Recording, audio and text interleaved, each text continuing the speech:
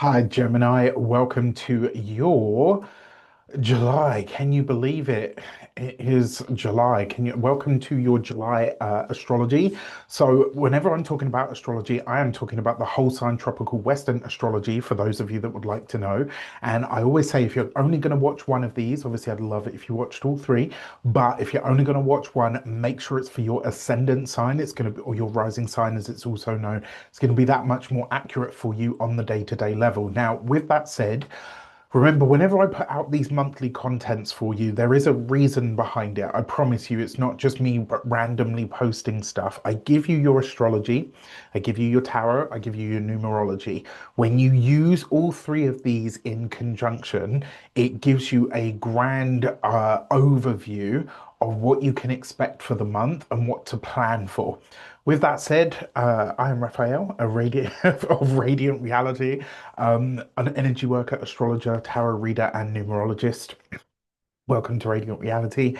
If you are a continued subby, you know Rafi loves you. If you're new to my channel, please don't forget to like, share, and if you should so choose, and this resonates, hit that subscribe button. So we are going to get straight into it. On the 4th of July, Venus is going to come into a conjunction with Uranus, and this is taking place in the sign of Taurus, which for you represents your 12th house, right? So Venus rules your creativity, romance, joy, pleasure, all of that good stuff. And she also rules your 12th house of hidden matters, rest, your unconscious or the subconscious. It also rules your past and your boudoir, darling. All right. So Venus coming into Uranus energy and ruling the fifth. This could be a surprise in the boom boom room.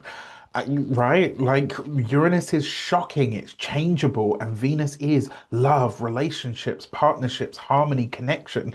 The fact that this is happening in your 12th house, the house of bed pleasures, and also your sleep. So, sleep could be a bit disrupted at this time, but really and truthfully, if you are single, you might be surprised at who you end up in bed with at this time. If you are partnered, maybe a partner has a really, random or, inspired special request. Maybe you do. I really like this for potentially heightening the intimacy, but in a really potentially shocking kind of way. This can bring unexpected insights as well. It could bring secret admirers into the open where someone comes forward and says, look, I got a level with you. I really like you. Can I take can I take you out for coffee? Is there a chance for us? Maybe they, just really, really take you very much by surprise. Another way that you could see this as well, because the 12th house can be a house of secrets, surprising truths, especially around love, relationships. If you have children, this could also be that a child comes to you and tells you something that is a little bit of a shock, right? That kind of gives you a bit of a, okay, we're doing what now? And since Uranus for you is the modern ruler of your ninth house, this may have something to do with school and or learning in some way, or potentially maybe opportunities that shape up in a really random way, or potentially even a love connection that comes in via an international slant or sphere in some way. On the 5th of the month, Venus comes into Gemini, so she comes into your first house. She's going to make you more agreeable. She's bringing you more attractiveness. When Venus moves through the first house or through your sign, naturally people pay a little bit more attention to you. You're going to start turning more heads. Venus is a very bright star, and wherever she goes, she beautifies, she refines, she makes it more diplomatic, more harmonious. So people are going to be feeling your charm and your magnetism at this time, and they're going to be really that much more drawn to you. If there's something that you want to sell, something that you want to present to the world, especially if you are your service or your business or your product, this is a really great time, right? This next, certainly from the 5th of July right through to the end of the month. As the ruler of your 5th and your 12th, Venus is helping you embody that joy and pleasure and creativity. And because she rules the 12th house as well, you may find that people are kind of like, usually Gemini's an open book, right? They tell you because they tell you everything, right? They don't really hide things like that. It's one of the things that I love about Gemini because you never have to guess. They will just tell you straight up what's on their mind. This transit, because it's Venus as the ruler of the 12th coming into the first, you may be able to have a bit more allure at this time. You might be presenting like you've got a little bit more mystery than usual, and I'm totally here for it. It could have a quiet or emotional undercurrent to it as well. It's possible. And I really like this for you showing up more as yourself, but it's like you through a filter, but there's no filter, right? I hope that makes sense. And this is not to say that you need a filter, by the way. So on the 7th of the month, we're going to have Uranus, right? This is moving into the sign of Gemini. This is coming into your first house, and immediately it's going to trine Pluto in Aquarius in your ninth house. So this is first house, ninth house stuff that is really going to pack a punch, right? There's no getting around this whatsoever. And I don't see this necessarily as a bad thing. I really don't. I just think that it's going to be hard to ignore. Remember, whenever we're talking about Uranian energy, we are talking about change. We're talking about rebellion. We're talking about shock. We're talking about surprise. This is coming into your first house of your body. So your outlook on life is likely to change. How people relate to you is very much going to shift at this time. Now, remember, this is only a 3 month transit. You're just getting a little bit of a taster to see what's going on here. And then in about 2.5, 3 months, it's going to come back out of this sign, move back into Taurus. It's going to go there, finish up its business. And then in April of 2026, it comes back in for full time. So you're getting a heads up. You get a moment to really pay attention to what's going on here. Now, what I will say to you with this, and this is a really important point to note, this is a powerful energy. And remember, with Uranus energy, it's the energy of pulling things apart. And it's also the energy of divorce, right? It doesn't have to be that all, Geminis or people that have strong Gemini placements, etc., will suddenly getting divorced. It doesn't mean that at all. What I mean by this is, like with magnets, Venus makes you more magnetic and she pulls things to you, right? Mars even in a sense does that as well. However, Uranus energy is kind of like repulsion energy. And because it's coming into this first house, what and who you know, what and who you have identified with up until this part of your life. And remember, this is a once in 84-year transit. So you've never had this in your lifetime. What and who you are connected to, that you like, that you associate with, that you interact with, that has always felt right to you, may suddenly not, right? People that you've known your whole life may suddenly start to really see you very differently, and vice versa. And I don't say this to scare you, I say it because this is an energy that's going to run through the next 3 months, and then from April of next year, the next 6 to 7 years. You're going to have to get acquainted with this. And because it's Uranus, it's not like Neptune kind of just slides into a sign and says, we out here gonna fuck some shit up. Right? Whereas Uranus is like, boots a fucking door in and says, hi, I'm here and I bought drinks for everyone. Suddenly your granny's up on the table, twerking at 12 a.m. Um, I mean, it may not be that, it might, but listen, if it's that kind of party, you need to give me a shout. Jokes aside, this is a very different energy. It's a very disruptive, very rebellious energy. Everything that you have known to be yourself and how you present to the world, you may suddenly start thinking to yourself, no, this needs to change, right? Be careful because this is only a 3 month transit that starts now. You're going to feel like somebody has plugged you into the mains of life and you will feel relatively charged. Now, Gemini is a naturally very nervous kind of energy anyway. They never sit still. They're always doing something, going here, there, and everywhere. One of my favorite Geminis, like, because sometimes I find it hard to sleep, so I'll message her at like 2 a.m. and she'll reply straight away. And I'm like, why are you awake? And she's like, I keep strange hours. What do you mean, why am I awake? Um, you know, and when I say like this nervous energy, again, sometimes I'll message her and she'll be like, I'm just sat on the kitchen floor at the moment. And I'm like, that is so you. Like, anywho, you kind of get my point, right? This is going to be shocking. It's going to be changeable. It will see you looking at your life and presenting yourself to the world in a very different way than you have before. One of the things that I love about Uranus in Gemini is it makes things, I mean, you guys are already quick-witted, already very intelligent.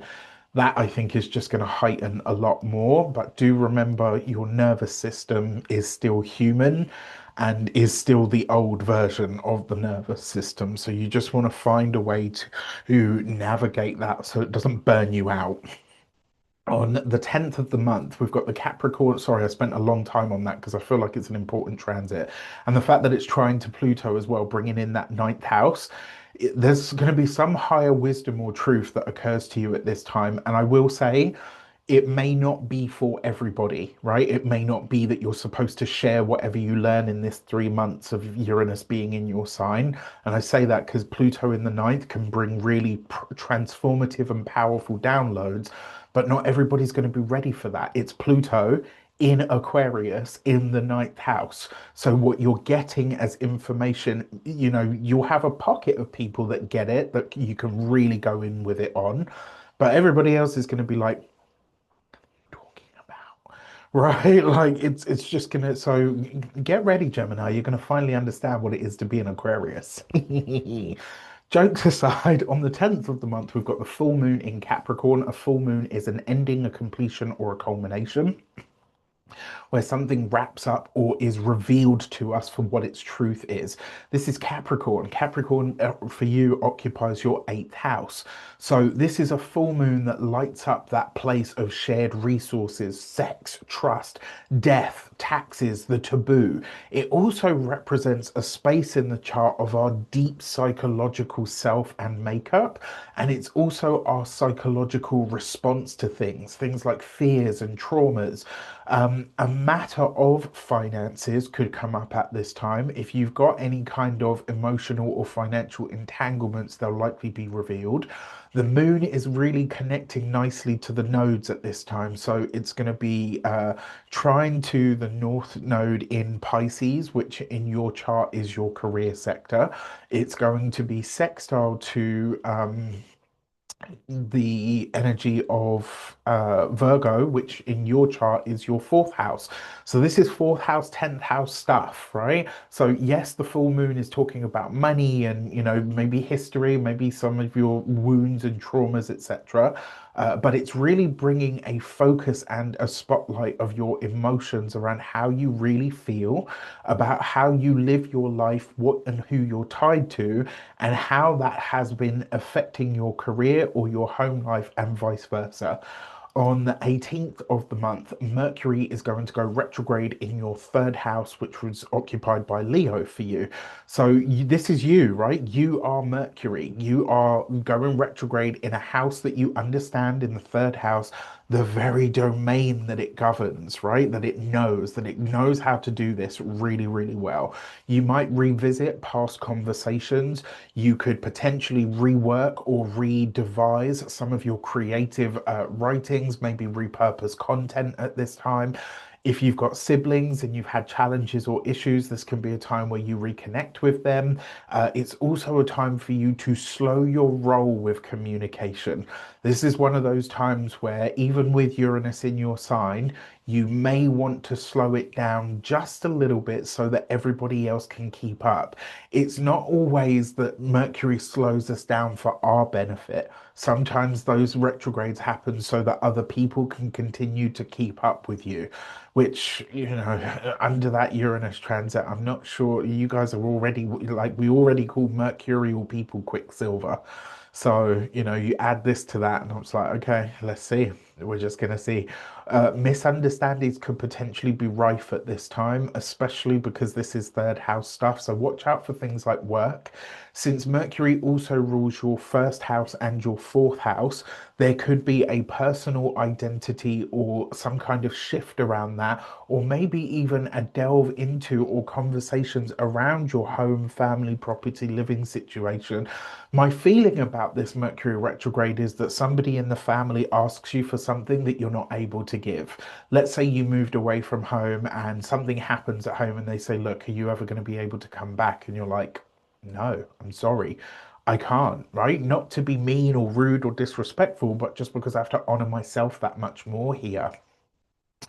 On the 20th of the month, we've got Mars coming into a conjunction with the South Node. Mars is action, energy, passion, irritation, exercisation.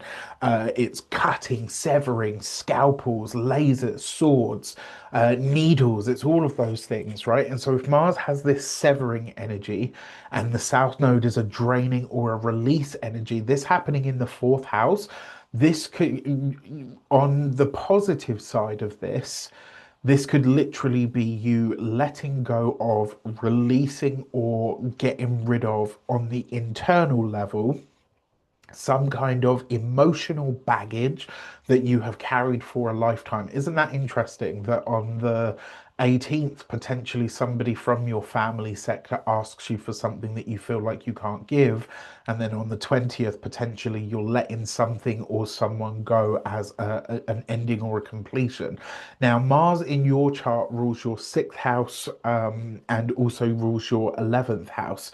And, when I see this, it does make me wonder if there is an element of this where you kind of say, you know what, that version of how I used to show up in service for people, friends, benefactors, etc., is no longer, and how I move forward from here. It's kind of like the whatever you release emotionally on that deep sort of fourth house level, it makes your friendships better and your network ties because you go through them with a fine tooth comb to say, actually, I don't know if I want to be tied to this anymore. And it makes your sixth house better, your physical health and vitality, but also your work and your service to the world. It makes all of these better because you're starting to understand the you in the service that you deliver to the world. I think this is, yes, and obviously this is happening in a sibling sign. It's happening in what we call an angular house. So you're going to feel this one, right? There's no getting around that. Um, Either way, it will be interesting to see how it unfolds. On the 21st of the month, we've got Venus at the bendings of the nodes. So Venus is going to be in your sign. And obviously the nodes for you, you've got the South Node in the fourth, the North Node in the 10th. I was actually born with that nodal axis. Um, it's an interesting lifetime, I can assure you. But what I will say with this is whenever a planet plays the bucket in a T square, which is effectively what this is, the planet that plays the handle, is really the way through. And obviously, this is Venus, the ruler of your fifth house of creativity and joy and pleasure. It's also the ruler of your 12th house, your past, your soul work, your psyche, your connection to the cosmos on a much deeper inward level rather than your beliefs or your philosophy, right? This is where you actually intangibly connect with the universe. It's the moments where you have the goosebumps on your face and on the side of your neck. It's the dream that you had that plays out, you verbatim in the real world. It's the whisper that you hear when you're like, okay, spirit is in the room, right? Or me and my friend, I have a friend who we've been friends for a long time at this point. But whenever we are together, guaranteed, we both like when it happens, we both know because the temperature drops and we just look at each other and we're like, yeah, it's here. All right, like it's the weirdest thing. So both of us can be sat there sweating because we're both naturally very warm people. As soon as there's a spirit or some kind of heightened energy in the room, the whole thing just goes really, really cold. And we always just look at each other because we're like, yeah. It's like the weirdest thing, but it's awesome. That's all 12th house stuff, right? That the intangible stuff is the 12th house. So that Venus then in this bending of the nodes, there could be really important conversations because yours is a communicative sign. Venus is a communicative or a relational planet. So around relationships to do with your home and family property, living circumstances, but also around your career and how you present to the world. There could be some really fated information or happenstances that unfold at this time. And it's really, in effect, I feel like this is because you're choosing between playing it safe or finally expressing something raw and real. And when you do, I think this is going to have people a bit like, Whoa, okay, like, because, and I don't mean this in a bad way, because everyone knows if you want the facts, if you want the information, if you want the goss, go to your Gemini people, right? But every so often they'll surprise you and just drop some absolute fucking deep, profound shit where you're like, damn, like, yeah, that one slaps. On the 23rd of the month, the sun is coming back into his own sign, right? He says in masterful fashion. I say that because I'm a Leo rising. Right, on the 23rd, the sun comes back into the sign of Leo. So obviously you've got the Mercury retrograde going on there. You've got the sun coming into this third house, illuminating your mind now, and also helping you really connect to what you actually want to say, maybe looking at your ideas and how you want to present those to the world. Although this might not be the right time, this could just be the time to focus on those things so that you can really refine them and get them to what you would like them to be. This could also highlight that there's some kind of short trip, local travel that's taking place. You might feel more curious as if you need any help in that department. You might feel more mentally lit up. You might feel like you're because it is a Mercury house, right? Although yours is occupied by Leo, there is a mercurial quality to the house itself. So the sun here is energizing your mind, it's bringing illumination and really highlighting some potentially really important conversations, especially ones that have either needed to happen or are coming back up again because of that Mercury retrograde. On the 24th, we've got the Leo new moon in this same third house. It's like just you can't get away from it at this time, right? This is time for a fresh mental start. You're planting new seeds around what you want to say, what you want to share, around communication, around learning, speaking, writing, reading, even healing, right? Especially using your words to heal. This could be a really powerful time to reset your intention and your focus for what you want to deliver to the world, and also, especially around enhancing or um, expanding your skill set, right? Really taking the time to kind of say, okay, I know I can do all of these great things, but how do I take this even further? And honestly, my advice to you on this front would be this might be a time to maybe no longer think about being a great generalist and picking at least one area that you do specialize in above all others. On the 25th of the month, the sun is going to oppose Pluto. This is not easy, right? Because it's the third and ninth houses, so these are mind houses to start with. This, I want you to be really careful because it could be power struggles between you and people that you consider mentors, coaches, gurus. If you are in school or in some kind of academia, this could be a problem or an issue. If you have children that are in school, etc., even though this is not fifth house stuff that's being highlighted, I would still be mindful that this is a possibility. I would also say with this as well, the power struggles that show up may be around your living situation in terms of your locality and local area versus who and how you connect to on that international sort of level.